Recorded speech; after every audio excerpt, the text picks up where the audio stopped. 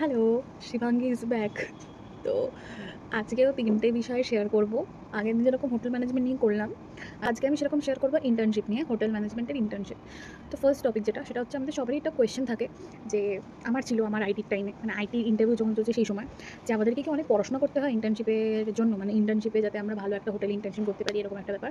তো হ্যাঁ, পড়তে হয়, ফর শিওর পড়তে হয়। কারণ আমাদের কাছে কোনো নলেজই থাকে না। কারণ আমরা আইটির আগে তো সেরকম আইটির যে কাজকর্ম বা আইটির ওই এনভায়রনমেন্টটা তো আমরা কোথাও পাই না। আমরা সিটি করি, ক্যাজুয়াল ট্রেনিং করি বা ওডিসি করলাম, আউটডোর কেটারিং। বাট ওই ফিলিংটা আমরা কোথাও পাই না। তো obviously we have to study for that. But ওরকম না যে অনেক টাফ ব্যাপার। একটা বেসিক নলেজ রাখা উচিত, যাতে তোমাকে ইন্টারভিউয়ার যখন প্রশ্ন করবে তুমি যাতে তাকে উত্তরটা দিতে পারো। আর সবথেকে ইম্পর্টেন্ট যেটা আমি বলব সেটা হচ্ছে কমিউনিকেশন আর কনফিডেন্স। এই দুটো অনেক ইম্পর্টেন্ট। তুমি ধরো উত্তর দিতে পারলে না, বাট তোমার যদি বলার ক্ষমতাটা ভালো থাকে, তুমি যদি কমিউনিকেটটা ভালো করে করতে পারো আর তোমার মধ্যে কনফিডেন্স থাকে, তাহলে দেখো শিখিয়ে তো ওরা তোমাকে নেবে, ওরা তোমাকে শিখিয়ে নেবে। কিন্তু এই দুটো যদি থাকে না, তাহলে হতে পারে কোনো তুমি জানো না, কিন্তু ওদের তোমার কনফিডেন্সটা ভালো লাগলো, ওদের তোমার কমিউনিকেশনটা ভালো লাগলো, তো they will select you for sure. তো এই হচ্ছে ব্যাপারটা। সেকেন্ড টপিক যেটা বলেছিলাম একটু মজাদার, সেটা হলো সাম questions which are important for IT, which are very basic. আমরা গুগল থেকেও পেয়ে যাবো, এখন তো এআই চ্যাটজিপিটি সব আছে, পেয়ে যাবো। আমার আইটির ইন্টারভিউতে আমি দুটো প্রপার্টিতে ইন্টারভিউ দিয়েছিলাম আমার ইন্ডাস্ট্রিয়াল ট্রেনিংয়ের জন্য। আমাকে কি কোয়েশ্চেন ধরেছিল সেগুলো আমি তোমাদের সাথে শেয়ার করে দেবো। আমার ইউটিউবে ডিসক্রিপশন বক্স চেক করে নেবে, আমি প্রশ্ন উত্তর সব শেয়ার করে দেবো। তো খুব বেসিক প্রশ্ন থাকে, খুব বেসিক। তো সেগুলো একটু চেষ্টা করবে প্রিপেয়ার করার। এবং সবই ওই নলেজেবল প্রশ্ন থাকে না। অনেক সময় কি হয়, some certain questions are also there. মানে তুমি কলকাতার কলেজে পড়ো এবং তুমি আইটির ইন্টারভিউ দিচ্ছ ধরো কলকাতার বাইরে কোনো জায়গায়, suppose Bangalore or Delhi or Mumbai. তখন তোমাকে কিন্তু ওখানকার ইন্টারভিউয়ার জিজ্ঞাসা করতেই পারে যে ওয়াই নট কলকাতা, কেন মুম্বাই বা দিল্লি? তো এই ধরনের কোয়েশ্চেন্সগুলো কিন্তু রেডি করে রাখতে হবে। আর এগুলো কিন্তু ওরকম না যে তুমি খাতায় সব আনসার নোট করে রাখবে। এগুলো হচ্ছে মানে তোমার সাডেন কোয়েশ্চেন, তোমার মাথায় যেটা আসবে সেটাই তোমাকে উত্তর দিতে হবে।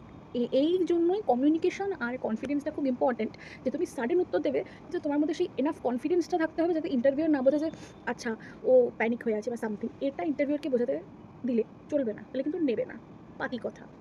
And the third one which is payment. মানে কীরকম পেমেন্ট হয় ইন্টার্নশিপের, এটা হচ্ছে আমাদের এক্সপেকটেশন অনেক থাকে যে 2000 3000 এরকম পেমেন্ট করবে।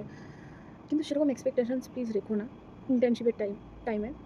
তোমার ফার্স্ট এক্সপেকটেশনটা এটা থাকা উচিত যে আমি কীরকম এক্সপোজার পাচ্ছি নাকি। কারণ আইটিতে সত্যি পেমেন্টের তুলনায় তোমার এক্সপোজারটা ম্যাটার করে। যদি আইটিতে তুমি এক্সপোজার ভালো পাও বস, তাহলে তোমার প্লেসমেন্ট ভালো হবেই, দিস ইজ ফর শিওর।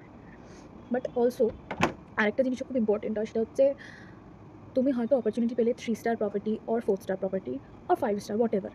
কিন্তু তুমি ভাবছো যে 3 স্টার প্রপার্টিতে আমি যাবো না, কারণ 3 স্টার, আমি 5 স্টারে যাবো, হোয়াই নট 5 স্টার?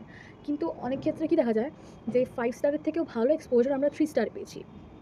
সুতরাং যেরকম জায়গায় তোমরা ইন্টার্নশিপ পাও না কেন, ইন্টার্নশিপ করার চান্স পাও না কেন, আই মাস্ট সে কি নিজেরা নিজেদের এক্সপোজারটা ওখান থেকে নিয়ে নেবে। মানে নিজেদের যেটুকু শেখা সেটা ভালো করে শিখে নেবে, নিজেদের প্রয়োজনটা মিটিয়ে নেবে। নাহলে প্লেসমেন্টের টাইমে প্রবলেম হয়, অবভিয়াসলি হয়। এবং যদি তুমি 3 স্টারে করে থাকো, তোমার মনে হচ্ছে যে আমি 5 স্টারে প্লেসমেন্ট পাবো না বা সামথিং, এটা খুব ভুল ধারণা। তুমি ভালো 5 স্টারে প্লেসমেন্ট পাবে যদি তোমার ভেতরে নলেজ থাকে।